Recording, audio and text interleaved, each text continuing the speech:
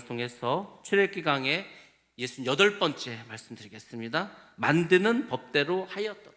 그렇습니다. 우리는 법대로 해야 됩니다. 근데 제가 오늘 법대로 사는 게 얼마나 힘들고 피곤한 일인가를 다시 한번 깨닫게 되었습니다. 이 법이라는 게 지키면 좋죠.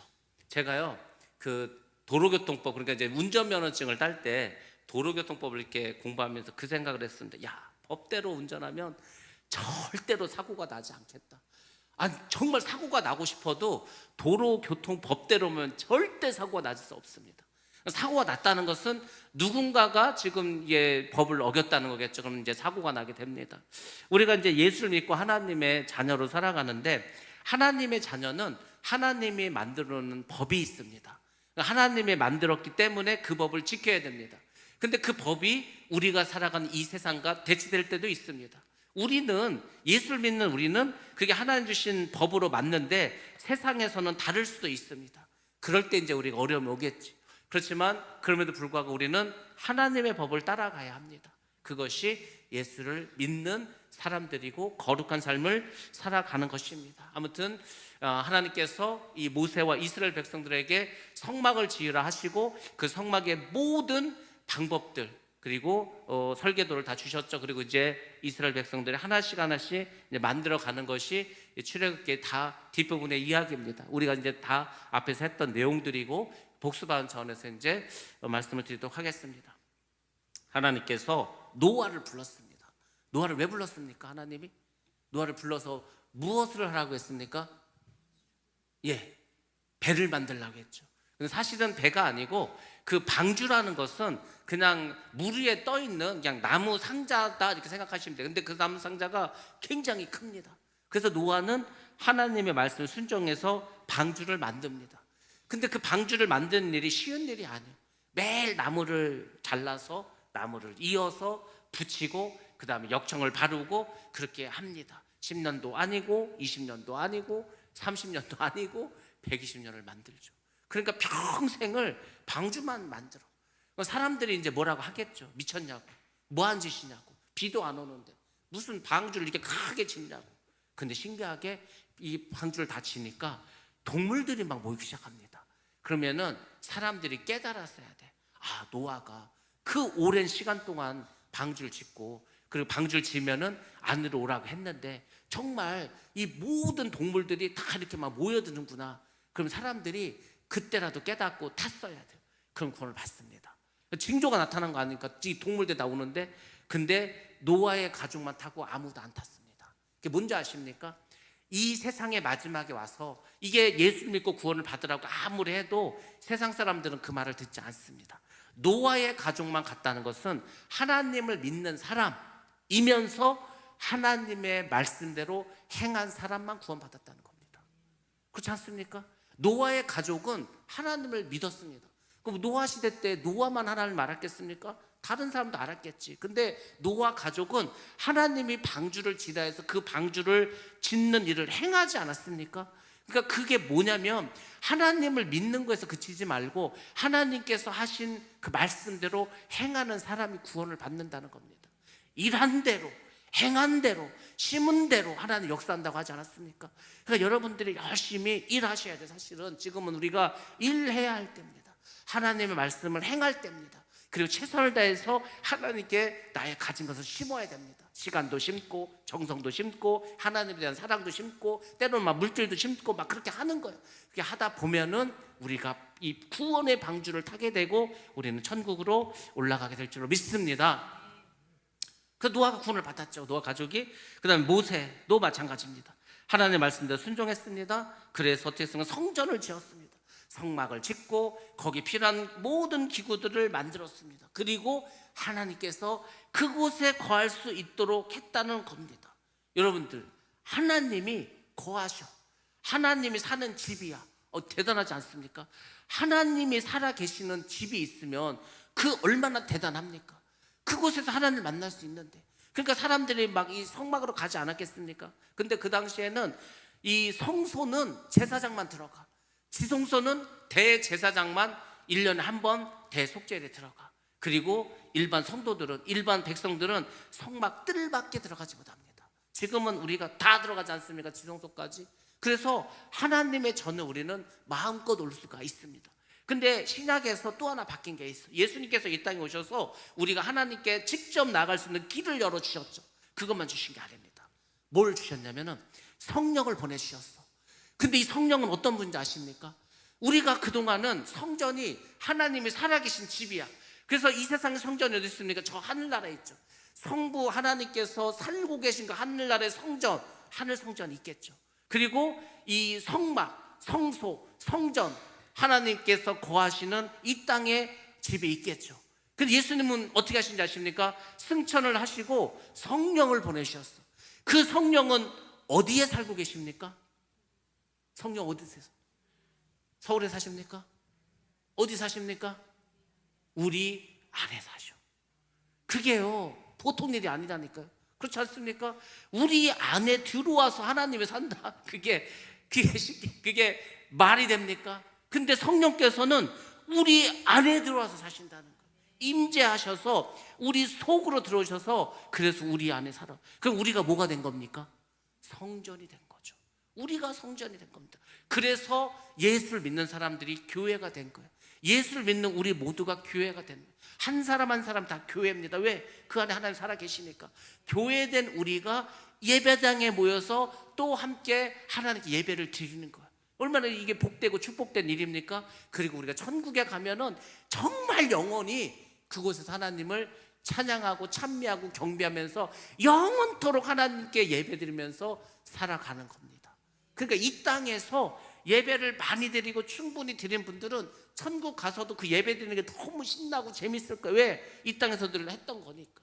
여러분들 하나님이 무한 반복시키지 않습니까? 모세가 120년 동안 방주 만들면서 똑같은 일을 계속 했을 거 아니에요. 나무 자르고 가지 치고 끌고 와서 묶어가지고 올려가지고, 그렇죠? 그리고 이제 뭐 역청 바르고 똑같은 일을 계속 했어요. 예배도 끊임없이 반복되죠. 그렇지만 그 반복되는 예배 하나하나가 사실은 다 의미가 있는 겁니다. 그래서 여러분들이 예배를 잘 드리시기 바랍니다. 그 예배는 기쁨과 감사로 드려야 됩니다. 우리가 예배를 기쁨과 감사로 드리면 하나님께서 우리에게 어떤 복을 주시냐면은 마음의 평안을 주십니다. 그리고 행복한 삶을 살아갈 수 있도록 해주십니다. 뭐 하나님께서 뭐 우리를 막 엄청 출세시키고 돈을 막 로또가 되게 해서 이렇게 해서 행복한 게 아니고 우리 마음속에 행복한 마음을 주시오. 그리고 기쁜 마음을 주시고 감사한 마음을 주시오. 근데 이거는 내가 뭘 많이 가져서 하는 게 아니라니까. 그냥 하늘에서 주시는 정말로 이 돈으로 살 수 없는 그런 보화들을 사실 내려줍니다. 오늘날 사람들이 그게 없으니까 정신병에 걸리고 뭐 여러 가지 두려움에 떨고 뭐 그러지 않습니까? 그러니까 여러분들 예수를 믿는 것은 굉장히 소중하고 복된 일입니다. 제가 여러분에게 정말 부탁하기는 예수를 잘 믿으시기 바랍니다. 예수를 잘 믿는 것이 복된 일인 줄로 믿습니다. 우리 이제 말씀 한번 보도록 하겠습니다. 출애굽기 37장 1절부터 9절까지의 말씀, 언약궤와 속죄소에 관한 말씀인데 같이 보겠습니다. 시작. 부살렐이 조각목으로 궤를 만들었으니 길이가 2규빗 반, 너비가 1규빗 반, 높이가 1규빗 반이며 순금으로 안팎을 싸고 위쪽 가장자리로 돌아가며 금태를 만들었으며 금고리 넷을 모아 만들어 네 발에 달았으니 곧 이쪽에 2고리요 저쪽에 2고리이며 조각목으로 채를 만들어 금으로 싸고 그 채를 궤 양쪽 고리에 꿰어 궤를 매게 하였으며 순금으로 속죄소를 만들었으니 길이가 2규빗 반, 너비가 1규빗 반이며 금으로 그룹 둘을 속죄소 양쪽에 쳐서 만들었으되 한 그룹은 이쪽 끝에 한 그룹은 저쪽 끝에 그 속죄소와 한 덩이로 그 양쪽에 만들었으니 그룹들이 그 날개를 높이 펴서 그 날개로 속죄소를 덮었으며 그 얼굴은 서로 대하여 속죄소를 향하였더라. 아멘. 아멘. 언약궤와 속죄소를 만드는 규격이라든지 재료라든지 만드는 방법은 우리가 앞에서 다 배웠습니다. 하나님께서 모세를 불러놓고 너희들 이렇게 만들어라고 가르쳐 주셨습니다. 그리고 이제 37장에 와서는 실제로 만들어. 누가 만들었습니까? 부살렐이라는 사람. 이 사람이 아주 손에 이 솜씨가 있어. 그래서 이 사람을 중심으로 해서 이제 언약궤를 만듭니다. 일단 조각목, 아카시아 나무죠. 이 아카시아 나무가 광야에 아주 많이 있습니다. 그래서 이제 그걸 배워와가지고 거기서 가시를 떼어내고 어떻게 합니까? 그걸로 이제 상자를 만드는 거예요. 근데 그 상자에 뭘 쌉니까? 순금으로 그걸 다 감쌉니다. 그리고 양쪽에 고리를 달아. 고리를 만들고 긴 막대기를 낍니다. 왜? 그래야지 이동할 때 가지고 다닐 수가 있기 때문에 그렇게 하죠. 그리고 우리가 잘 아는 것처럼 언약궤 안에는 무엇이 있습니까? 하나님께 받은 십계명 그 돌판 2개가 있습니다. 그리고 만나를 넣은 항아리가 있죠. 그리고 아론의 쌍난 지팡이가 있습니다. 그 의미에 대해서도 지난번에 사실 다 말씀을 드렸습니다. 그리고 그 언약궤 위가 있어. 쉽게 말해서 언약궤 뚜껑이죠. 근데 이것은 우리가 시은 자라고도 하고 아니면은 속죄소라고도 합니다. 왜냐하면은 대제사장이 1년에 한 번 그 지성소에 들어가서 이 법궤는 지성소 안에 있지 않습니까? 그 위에 피를 뿌리는 거예요. 그러면서 1년 동안 이스라엘 모든 백성들이 지은 죄를 용서해 달라고 제사장이 대표로 들어가서 그 위에 피를 뿌립니다. 근데 그 피는 결국 십자가에서 예수님께서 흘리신 보혈의 피를 상징하겠죠.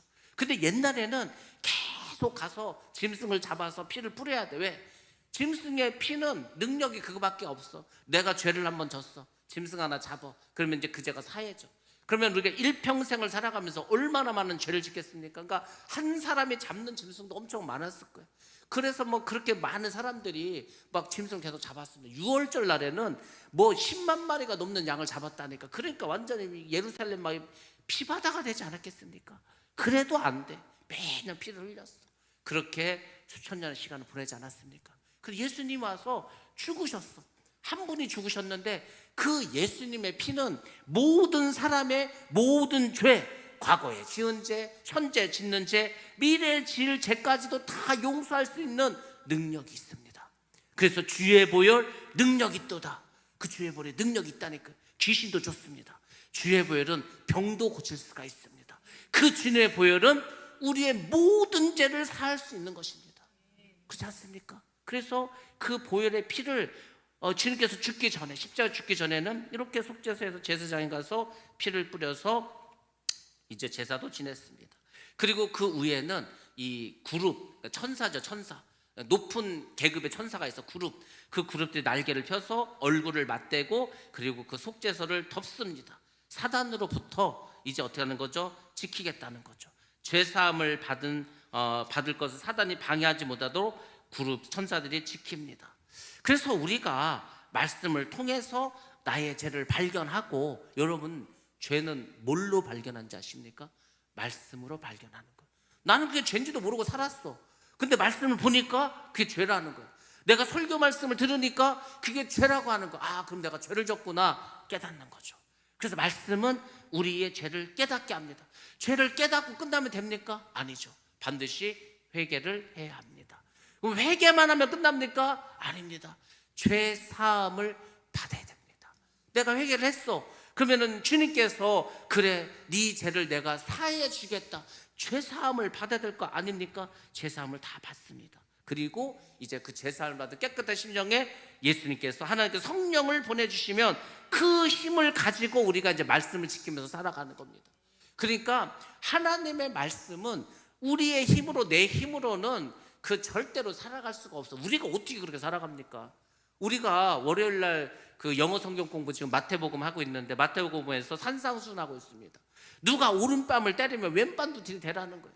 누가 오리를 가라면 심리를 가주라는 거예요. 누가 겉옷을 달라면, 속옷을 달라면 겉옷도 주라는 거예요. 그 누가 그렇게 합니까? 요즘 아무도 그렇게 안 합니다. 근데 예수님은 그렇게 살아가라는 거예요. 그 쉽지 않죠. 더 무서운 얘기 했습니다. 네 오른쪽 눈이 죄를 졌어. 어떻게 알아요? 빼버리라는 거예요. 그래서 왜 눈이 다 있습니까? 양쪽 눈 지금 다 빼고 다녀야 되는데 우리는 네 오른손이 범죄하면 어떻게 하라는 거예요? 잘라버리라는 거예요. 그게 네 온 몸이 성한 상태로 지옥 가는 것보다 차라리 그렇게 불구로 천국 가는 게 낫다는 거예요. 아니 그걸 예수님이 하셨다니까요. 그걸 뭐 비유로 하신 말씀도 아니고 그냥 그렇게 말씀하셨어. 그럼 우리가 그걸 어떻게 지키고 살아갑니까? 근데 이게 성경에 있습니다.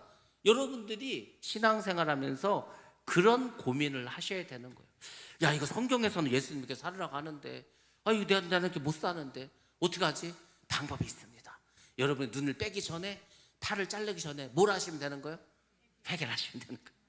회개를 하시면 주님의 피로 나의 죄를 이렇게 회개했으니 용서해 주옵소서. 아니 안 그러면 우리 다 잘라야 돼. 지금 뭐 손이고 발이고 뭐 다 잘라야 되는데 다 죄 짓고 살아가니까. 예수님의 피가 능력이 있습니다. 그리고 예수님께서 어떻게 했습니까? 성령을 보내주셨어요. 이 성령이요 어떤 분인지 아시고 대단합니다. 성령은요, 성령 충만한 상태로 있으면은 내가 뭘 생각으로 죄를 져도요 성령이 가만히 안 놔둬.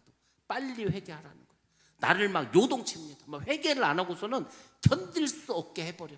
아주 영적으로 민감하고 예민할 때는 그럽니다. 성령께서 계속 말씀을 주시는 거예요.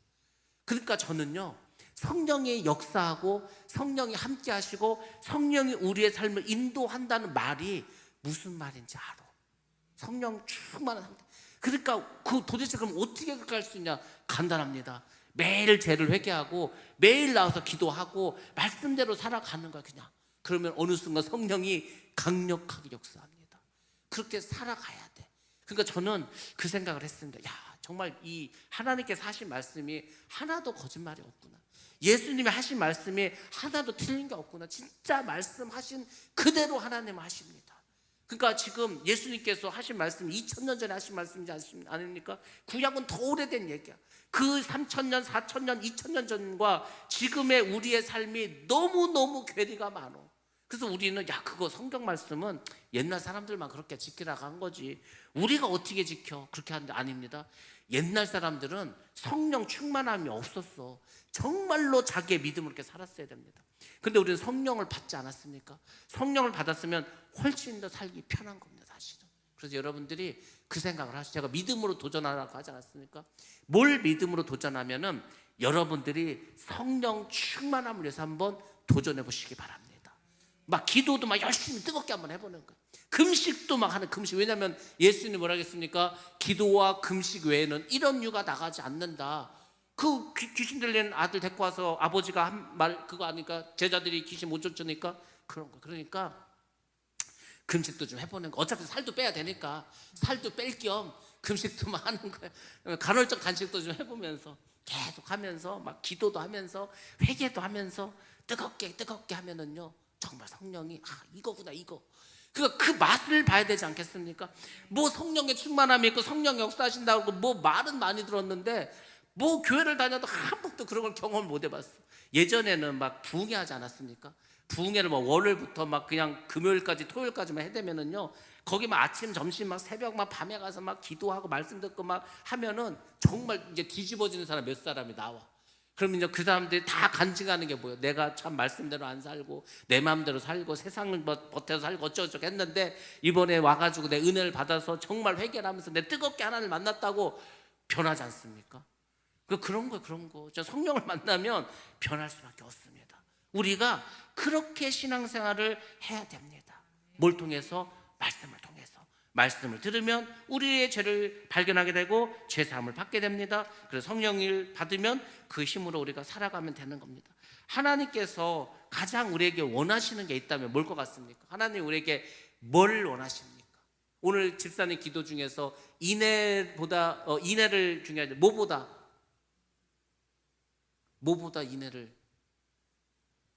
제사보다 뭘 기도할 때 다 딴 생각들 하셨나? 여러분들 하나님이 우리에게 제사를 원하는 게 아닙니다. 하나님은 우리가 막 나가서 막 떼학 뺏어서 막 열심히 막 일하고 이런 걸 원하는 게 아니에요. 하나님이 우리에게 정말 원하는 게 뭔지 아십니까? 하나님은 우리에게 상하고 통회하는 마음으로 하나님께 나오는 걸 원합니다. 하나님께 나와가지고 하나님 막 애통한 마음, 하나님 내가 정말 말씀대로 살고 싶은데 나는 정말 하나님을 사랑하고 싶은데 나는 정말 천국을 소망하며 살아가고 싶은데 내 믿음이 그게 안 됩니다. 그러니까 제발 나를 불쌍히 여기셔서 나에게 믿음을 주셔서 내가 정말 좀 그렇게 좀 살게 해달라. 막 그 상한 마음, 통회하는 마음, 자복하는 마음, 상한 심령 이렇게 나오는 것을 원한다니까요. 막 그걸 진짜 원하셔. 그러면 하나님이 우리의 마음 속에서 그 원하는 것을 만족하게 채워주십니다. 그 마음의 기쁨 그때 오는 거예요. 아무튼 이 언약궤와 속죄소는 가장 핵심 중에 핵심, 지성소 안에서도 가장 중요한 거. 왜? 하나님이 그곳에 계시니까. 자, 우리 오랜만에 이제 사진 한번 보도록 하겠습니다. 우리 예전에 다 봤던 사진인데 다 잊어버렸을 테니까 다시 한번 우리가 보이도록 하겠습니다. 자, 이제 지성소가 있죠.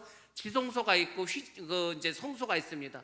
지성소와 성소 사이에는 휘장 있죠. 휘장. 그리고 지성소 안에는 저렇게 법궤가 있고 법궤 위에는 그룹들, 천사들이 있습니다. 그리고 바로 커튼 휘장 뒤에는 분향단이 있죠. 향을 피우는 분향단. 그리고 제사장 입장에서 왼쪽에 보면은 이제 뭐가 있습니까? 등잔 있죠. 등잔대가 있고 오른쪽엔 떡상이 있습니다. 자, 이게 이제 성소 안의 모습이고요. 금으로 되어 있어. 금으로. 그러니까 이제 뭐 다 금으로 저렇게 기둥들도 되어 있습니다. 다음 사진 보시면은 자, 이제 이건 이제 지도죠. 지도 법궤가 있고 그다음에 휘장이 있고 분향단, 그다음에 등대, 떡상 해서 또 성막 밖으로 나가는 성소의 휘장돼서 휘장 크게 두 가지로 되어 있다. 사이즈도 다 나와 있죠. 이렇게 되어 있습니다. 또 다음 거 보시면은 저게 이제 언약궤입니다. 근데 언약궤를 본 사람이 실제로 없으니까 옛날에 이제 모양이 저건 좀 상상을 통해서 한 건데 저렇게 화려하지 않을 것 같아요. 저 옛날에 어떻게 조각목을 해서 저렇게 금박을 입혀서 할 수가 있겠습니까? 그래서 저렇게 나무 상자인데 고리가 있어서 이게 이제 손잡이를 해서 막대기를 넣을 수 있도록 만들었고 위에는 이렇게 그룹들 날개를 쫙 펴서 얼굴을 마주보고 있는 상태. 또 다음 사진 보시면은 이렇게 해서 되어 있는데 위에서 본 모습이고 이제 뚜껑이 있죠. 저 뚜껑이 뭐라고 했습니까? 속죄소입니다. 저 위에 이 양의 피를 이렇게 붓는 거야. 그리고 이제 죄를 용서해 달라고 하는 겁니다. 자, 그럼 이제 법궤 안을 보셔야 되겠죠. 다음 사진 보시겠습니다. 저 이제 그룹들이 저렇게 있다는 모습이고요. 다음 사진 보시면 저렇게 해서 항아리 만나가 들어 있죠. 그리고 이제 지팡이인데 지팡이는 죽은 나무지 않습니까? 거기 싹이 났어. 부활을 상징하겠죠. 아론의 지팡이, 그리고 이제 십계명 돌판 2개 이렇게 들어 있습니다. 이렇게 해서 우리가 이제 그동안 법궤 봤는데 법궤 또 사진 있습니까? 다음 사진 한번 보여주시기 바랍니다. 저렇게 이동을 할 때에는 아무나 들고 가면 큰일 납니다. 바로 죽어버립니다. 제사장들만 저렇게 해서 법궤를 이동시킬 수가 있습니다. 근데 저게 다 뭐라고 했습니까? 법대로 하였더라. 법대로라면 하나님 어떻게 다 죽여버렸습니다. 제사장이 아닌데 법궤를 날로 죽여버려. 그냥 그냥 손을 대 죽여버려. 더 없어. 왜? 그렇게 죽여버려. 사람들이 겁나가지고 못할 거 아닙니까? 그렇게 하면 돼요. 아주 하나님 철저하게 말씀 지키도록 하셨습니다. 자, 그 다음에 또 말씀을 보겠습니다. 10절과 16절 말씀인데 떡상에 대한 이야기입니다. 같이 보겠습니다. 시작. 그가 또 조각목으로 상을 만들었으니 길이가 2규빗, 너비가 1규빗, 높이가 1규빗 반이며 순금으로 싸고 위쪽 가장자리로 돌아가며 금태를 둘렀으며 그 주위에 손바닥 넓이만한 턱을 만들고 그 턱 주위에 금으로 태를 만들었고 상을 위하여 금고리 넷을 부어 만들어 내 발 위, 내 모퉁이에 달았으니 그 고리가 턱 곁에 있어서 상을 매는 채를 꿰게 하였으며 또 조각목으로 상 맬 채를 만들어 금으로 쌌으며 상 위의 기구 곧 대접과 숟가락과 잔과 따르는 병을 순금으로 만들었더라. 아멘. 아멘. 사진 한번 보여드리도록 하겠습니다. 떡상. 떡을 놓는 상이죠. 말 그대로 떡상입니다. 그래서 12개, 12개라는 거는 이제 이스라엘의 12지파를 상징하겠죠. 그래서 6개씩 해서 2줄로 얹어놨습니다. 그래서 이제 이렇게 놓고 일주일에 한 번씩 제사장대에 들어가서 떡을 이렇게 교환합니다. 왜냐하면 일주일 지나면 이제 딱딱해지고 먹을 수도 없겠죠. 역시 이동을 할 때 필요하기 때문에 고리를 만들고 막대를 껴서 이동할 수 있도록 들고 다닐 수 있도록 했습니다. 자, 다음 또 사진 보시면은 자, 떡상에서 우리가 볼 사진이 하나밖에 없습니까? 떡상? 자, 아무튼 떡상은 이제 우리가 잘 아는 것처럼 지금 신약으로 치면은 무엇이겠습니까? 하나님이 구약 시대에는 이스라엘 백성에게 만나를 주셨습니다. 떡이죠, 떡. 예수님께서 이 땅에 오셨습니다. 예수님이 뭐라 했습니까? 나는 생명의 떡이라고 했습니다. 바로 예수님을 상징하는 거죠. 그리고 예수님은 자기 자신에 대해서 무엇이라고 말씀하셨습니까? 마태복음 6장 26절 말씀 보시면서 예수님께서 이 떡에 대해서 어떤 말씀하시는지 한번 보시기 바랍니다. 시작. 공중의 새를 보라. 심지도 않고 거두지도 않고 창고에 모아 들이지도 아니하되 너희 하늘 아버지께서 기르시나니 너희는 이것들보다 귀하지 아니하냐. 아멘. 저는 요즘 이 말씀에 굉장히 은혜를 받습니다. 왜 받냐면은 3주 전에 그 목양실 그 창틀에 새가 알을 낳지 않았습니까? 알을 많이도 낳았어. 막 알을 한 6개 낳았어. 6개가 낳습니다. 일주일이 지나서 몰래 봤어. 왜냐면 또 어미새가 있으면은 막 또 막 죽여버리고 막 할 것 같아가지고 어미새가 있나 없나 이렇게 살짝 들춰봐서 없으면은 이제 사진을 찍었어. 근데 일주일 지나니까 부화를 해서 부화. 눈도 못 뜨고 그냥 완전히 공룡같이 생겨가지고 막 꾸물뚱꾸물뚱거려. 근데 제가 사실은 그걸 보면서 어떤 생각했냐면은 2개가 부화를 안 했어 그때. 그리고 이제 나중에 부화를 안 해야 되는 짝을 거 아닙니까? 그래서 이 생각, 큰일 났다. 애가 굶어 죽으면 어떡하지? 늦게 태어나가지고 막 먼저 태어난 애들이 막 그게 막 밀어내면은 어떡하지? 막 그 걱정이 되더라고. 막 빨리 커야 되는데. 그래서 제가 잠자리도 없고 나비도 없고 요새는 뭘 잡아서 먹여야 되는데 뭘 먹이지? 막 고민을 했다니까. 막 그러다 이제 고민을 하고 실제로는 아무 짓을 안 하고 일주일에 또 가봤어. 그때 얘들이 커졌어요. 막 커져서 그러니까 털이 나오려고 조금 삐죽삐죽했어. 근데 신기한 것은 6마리가 다 잘 커 있는 거예요. 제가 그걸 보고 뭘 생각했습니까? 공중 낳는 새를 보라. 진짜 그 말씀이 확 오더라고. 세상에 하나님이 공중 나는 새들이 뭐 길사 무슨 무슨 농사를 짓습니까? 뭐 창고에 들여서 하게. 개들은요 아침에 눈 뜨면 돌아다니면서 이것저것 주워다가 먹여. 근데 세상에 그 새가 어미새가 6마리의 새를 다 먹여서 키우더라고. 그렇게 깜짝 놀랐습니다. 진짜 하나님이 다 먹이시고 입히시는구나. 그걸 보면서 여러분들 뭘 생각하겠습니까? 여러분이 먹고 사는 문제로 고민을 한다? 아니 공중 나는 새도 하나님 먹이시고 입히시는데 여러분들 정말로 믿으시기 바랍니다. 하나님은 우리가 믿음으로 일하고 행하고 정말 하나님께 우리의 마음을 드리면서 드리는 삶을 살면은 모든 걸 책임져 주십니다. 오늘 아침에 이제 회의를 하고 천을리 목사님이 자기네 교회를 같이 가자고 이제 그 금견 회장님하고 셋이서 갔습니다. 그래서 이제 그분들은 처음 이제 갔으니까 그 얘기를 하는 거예요. 목사님은 여기를 어떻게 오셨냐 했더니 한 15년 전에 왔다는 거예요.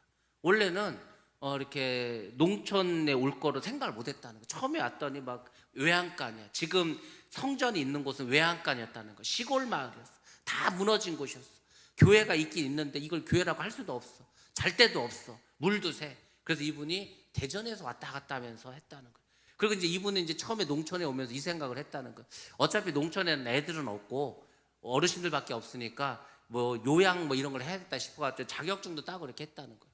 근데 신기한 게 뭐냐면 이사를 왔어. 이제 막내가 이제 초등학교를 다녀. 그래서 이제 초등학교를 다니는데 애들 뭐 이렇게 데려다주고 데리고 가지 않았겠습니까? 근데 그 지역이 이 군북이라는 데가 다 보니까 다문화야. 그렇지 않겠습니까? 뭐 다문화고 애들도 막 그 엄마는 한국말도 잘 못하고 애들도 집에 있으면 엄마가 또 막 깻잎 따러 가야 되니까 깻잎을 막 아침에 따야 되니까 애들 막 학교 보내는 것도 힘들어. 그리고 이제 애들이 학교 끝나면은 누가 봐줄 사람도 없어. 그래서 이제 자기 애들을 이렇게 키우면서 친구들 한두 명 데리고 와서 이렇게 데리고 와서 뭐 먹이기도 하고 저녁도 먹이고 데리고 있었어. 그러다 보니까 주변에서 애들을 좀 봐달라는 거예요. 그래서 알았다고 이렇게 봐줬어. 그러다 보니까 이게 또 소문이 나니까 군에서 와가지고 그러면 애들을 위해서 이렇게 이런 프로그램이 있으니까 이렇게 한번 해보라고. 그래서 알았다고 그걸 했어. 그걸 하다 보니까 어떤 분이 이렇게 그 대전에서 큰 교회에서 이제 집사님 이런 분이 와서 여기 교회가 없다고 하니까 그럼 교회를 져주겠다고. 교회도 져줬어. 그 옆에 교육관이 없어. 교육관도 져줬어.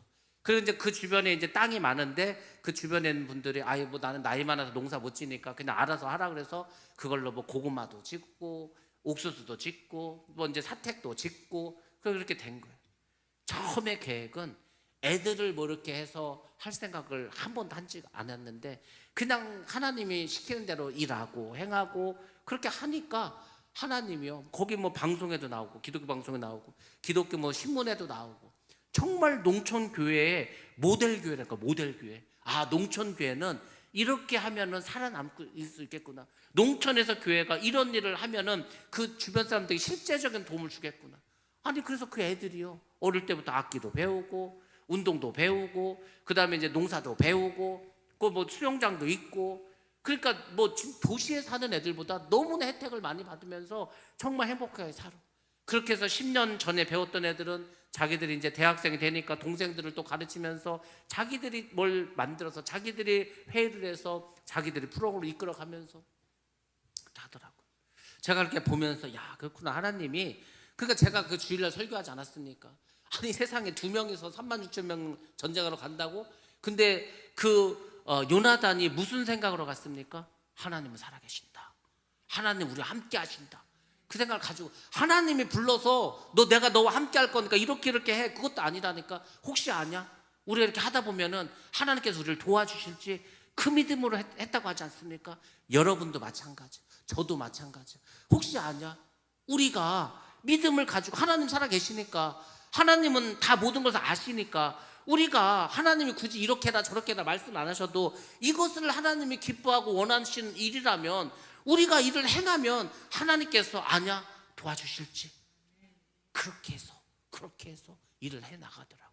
그래도 그렇게 보니까 우리가 할 일이 너무 많은 거 사실은. 그렇구나. 우리가 하나님께 마음을 드리고 하나님 나라를 생각하고 하나님과 동역하고 하나님의 나라 확장을 위해서 우리가 무엇을 할 것인가, 그것을 생각한다면은 정말 하나님은 우리를 돕겠구나. 왜? 공중나는 새도 다 먹여주시는데, 먹여주시고 입혀주시고 이제 얼마 지나면 새끼들이 다 날개가 달려서 날아가지 않겠습니까? 그러면 이제 그건 뭐가 되는 거야? 그건 텅 빈 이제 둥지가 되겠죠. 어느 순간. 그렇구나. 이렇게 해서 그 수천 년 수만 년을 하나님께서 그 모든 동물들을 살아오게 했구나. 그렇죠. 어미새가 새끼를 낳고 키우고 또 그 새끼들은 또 이제 성장을 해서 또 알을 낳고 또 키우고 그렇게 해서 멸종하지 않고 지금까지 내려온 거 아닙니까? 이렇게 해서 하나님께서 다 먹이시고 입히시는구나. 하물며 너희 일까 보냐. 들에 핀 백합화도 길쌈도 하지 않어. 하나님께서 야 솔로몬의 옷이 아무리 아름다운들 이 백합화만 하겠냐? 하물며 너희일까 보냐. 너희는 하나님의 자녀인데 너희들이 공중나는 새만도 못하냐? 너희들이 들에 핀 백합화만도 못하냐? 너희들은 하나님의 자녀야. 너희들은 하나님이 함께 하셔. 너희들은 하나님이 늘 도와주셔. 그러니까 뭐 이렇게 세상 사람들 구하는 거 맨날 무엇을 먹지, 무엇을 입지, 무엇을 마시지 뭐 이런 것만 자꾸 신경 쓰지 말고 그의 나라와 그의 의를 구해라.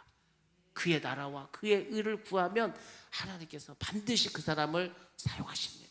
근데 그 사람이 누가 돼야 되는가? 그 사람이 바로 우리가 돼야 할 줄로 믿습니다. 사용하시는 거예요. 그게 뭐 하는 건지 아십니까? 그게 방주를 짓는 거예요. 다른 게 아니더라고요. 그게 결국 방주 짓는 거. 교회는 뭡니까? 교회는 방주지 않습니까? 교회는 이 세상의 방주입니다. 이곳에서 구원이 일어나야 되는 거예요. 그러니까 우리가 그 일을 하나님의 일을 하면 이곳 계속 방주를 짓고 이곳에서 구원이 일어나고 나도 구원받고 다른 사람도 구원받게 해주고 그거 하는 겁니다. 교회는 그것만 신경을 써야 돼. 근데 교회가 그런 걸 신경을 안 써. 그러니까 맨날 야 누가 어떻고 뭐가 어떻고 자기들끼리만 싸우는 거야. 마귀만 춤추죠. 그러니까 우리는 그런 하찮은 거 신경 쓰지 말고 하나님의 나라를 위해서 방주를 짓는 이 일에 그의 나라와 그의 의를 구하면서 정말 요단한의 믿음을 가지고 나가시기 바랍니다. 아마 신나지 않습니까? 저는 그래서 오늘 하나님께서 그 목사님의 간증을 쭉 들으면서 그 생각을 했습니다. 진짜 하나님은 너무 좋으신 하나님이구나. 제가 여기 온 것도 사실은 하나님께서 뭐 부르시고 뭐 했으니까 온 거지 않겠습니까? 그러니까 진짜 하나님은 대단하신 분이다.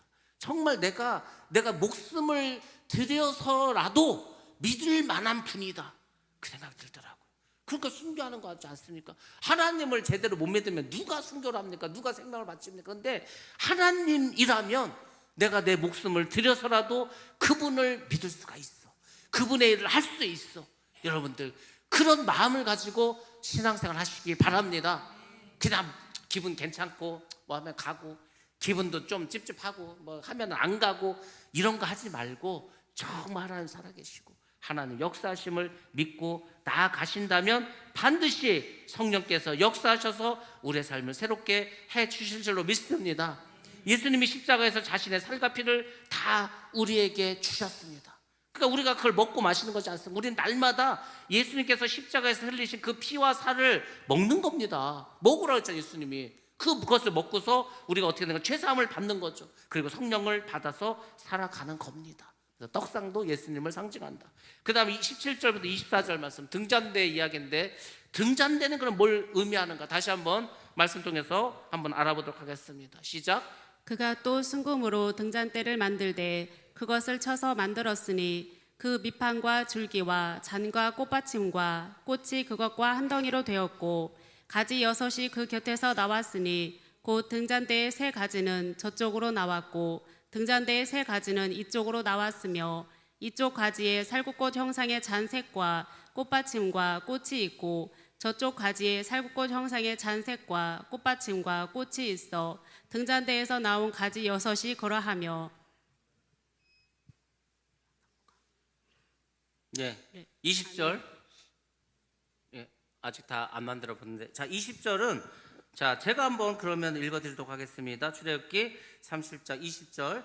등잔대 줄기에는 살구꽃 형상의 잔넷과 꽃받침과 꽃이 있고 등잔대에서 나온 여러 가지 여섯을 위하여는 꽃받침이 있게 하였으되 두 가지 아래에 한 꽃받침이 있어 줄기와 연결하였고 또 두 가지 아래에 한 꽃받침이 있어 줄기와 연결하였고 또다시 두 가지 아래에 한 꽃받침이 있어 줄기와 연결되게 하였으니 이 꽃받침과 가지들을 줄기와 연결하여 전부를 순금으로 쳐서 만들었으며 등잔 7과 그 불 집게와 불똥 그릇을 순금으로 만들었으니 등잔대와 그 모든 기구는 순금 한 달란트로 만들었더라. 예. 여러분들, 그러면은 등잔대는 뭘까? 우리 등잔대 할 때 생각나니까 뭔 소린지를 몰라. 뭔 소린지 뭐냐면은 이겁니다. 이거 저게 등잔대인데 그냥 사진 한번 보여드리도록 하겠습니다. 이게 말로는 뭔 말인지 몰라. 그러니까 저게 모양이 뭐 살구꽃 모양이 있고 중앙에 이제 가운데가 있고 양쪽으로 이렇게 6개씩 있고 이렇게 하지 않습니까? 저것이 이사야서 말씀 보면 이사야서 9장에 보면 중앙에 있는 그 기둥 있지 않습니까? 중앙에 있는 잔, 그것은 여호와의 영을 상징한다고 말해주고 있습니다. 또 2개씩 연결되어 있지 않습니까? 맨 끝에 있는 것은 지혜와 총명의 영이고 가운데 있는 거 모략과 재능의 영이고 중앙 옆에 있는 것은 지식과 여호와를 경외하는 영이라고 나와 있습니다. 자, 이렇게 해서 하나가 다 의미가 있어. 그리고 성소 안에 있는 것은 다 금으로 만듭니다. 그럼 도대체 저 등잔대 7개가 의미하는 것은 무엇일까? 바로 성령을 의미한다고 보면 됩니다. 성령께서 등불로 우리와 함께 주신다는 거죠. 우리에게 지혜도 주시고 총명, 모략, 재능, 지식, 여호와를 경외하는 영을 성령께서 주신다는 겁니다. 그러니까 여러분들, 우리의 삶 가운데 저 성령의 등잔대 같은 그 지혜와 지식과 총명함이 항상 있어야 합니다. 우리가 하나님을 기쁨으로 경외하고 우리가 서로 사랑하면서 살아가면 하나님께서 이것을 우리에게 부어주겠다는 거예요. 그러니까 여러분들, 예수님 너무너무 소중하지 않습니까? 예수님 너무너무 좋지 않습니까? 성령님도 마찬가지입니다. 성령님 반드시 받아야 되고 성령 충만하셔야 되고 그 성령님과 동행하셔야 됩니다. 성령이 주시는 지혜를 가지고 살아가야 됩니다. 제가 이렇게 기도를 하잖아요. 그러면은 제가 그걸 뭐 책에서 읽은 것도 아니고 누구에게 배운 것도 아니요. 근데 기도를 하면은 하나님께서 생각을 이끌어가. 그냥 어떤 생각을 딱 줘. 근데요, 그게 이렇게 보면은 굉장히 지혜로, 제가 봐도 야, 참 신기하다. 내가 어떻게 이런 생각을 하게 되지? 제가 생각한 게 아니고 기도할 때 성령이 주시는 겁니다. 그래서 요새 제가 그 얘기를 많이 들어. 주일날도 뭐 말씀 목사님 많이 하지 않았습니까? 아, 이 교회 목사님은 되게 지혜롭다고. 그게 제가 지혜로운 게 아니고 기도를 할 때 하나님 그렇게 사실 알려줬어. 이렇게 하라고. 그래서 그렇게 했더니 자꾸 사람들이 지혜롭다 그래가지고요, 자꾸 저한테 오늘 일을 맡겨. 자꾸 뭘 하래. 알았다고. 근데 또 아니요, 왜요 이런 말 못하니까 알겠다고 또 하기도 하는데, 아무튼 여러분들, 하나님께 지혜를 주시고, 제가 생각하면 내가 이럴 줄 알았으면 사업을 하는 거다.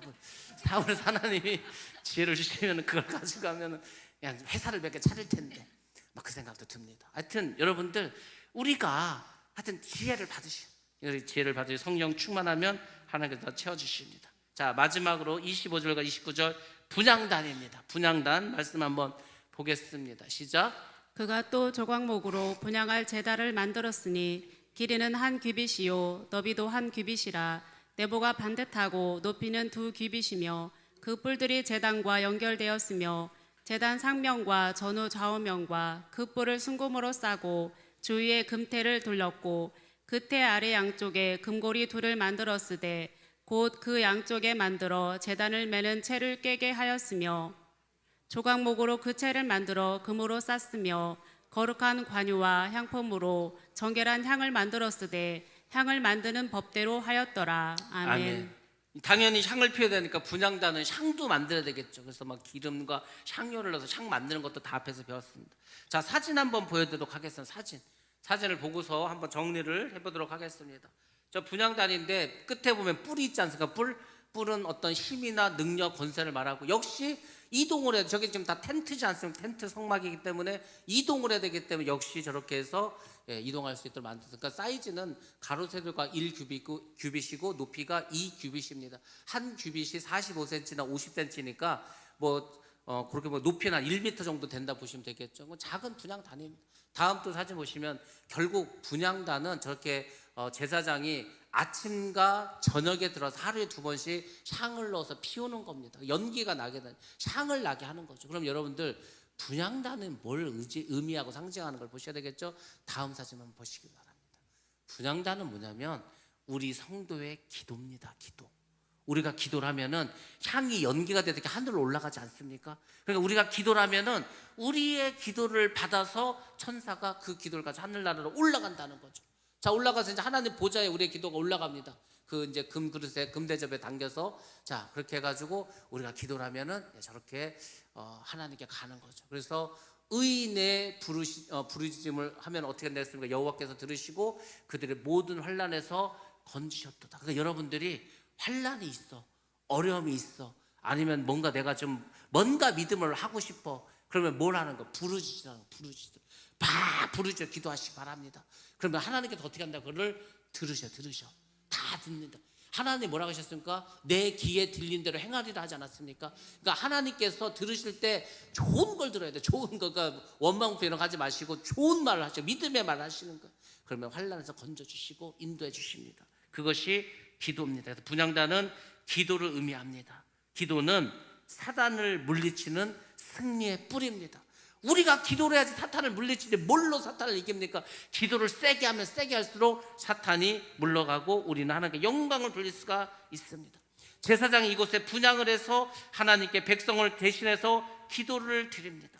모세가 기도할 때 하나님께서 모세에게 승리를 주시지 않았습니까? 이스라엘 백성들 승리하지 않았습니까? 마찬가지로 우리가 기도하면 하나님 우리에게 승리를 주십니다. 그러니까 딴 거 없어. 예배 드려, 기도해, 말씀에 순종하고 성령과 동행해. 그러니까 죽을 때까지 사는 거야. 그냥 매일매일 그렇게 사는 거예요. 그게 가장 인생을 잘 사는 겁니다. 그게 우리가 이 세상에 태어난 이유고 우리가 살아갈 목적이고, 그리고 우리가 죽으면 천국 가는 겁니다. 그러니까 그게 더 이상 없어. 근데 그게 너무 행복해, 너무 기뻐. 그래서 여러분들 정말 이제 우리 5월달 이제 다 지나가지 않았습니까? 2024년도 세월이 막 번쩍번쩍 지나가. 그러니까 세월 지나가는 걸 우리가 탓할 수도 없어. 그러니까 가는 세월은 그냥 가게 내비두고 우리는 매일매일 믿음으로, 기쁨으로, 감사로 지혜를 구하면서 살아가시기 바랍니다. 하나님 반드시 우리 함께 하시고 복 주실 줄로 믿습니다. 우리 찬양하고 같이 기도하도록 하겠습니다.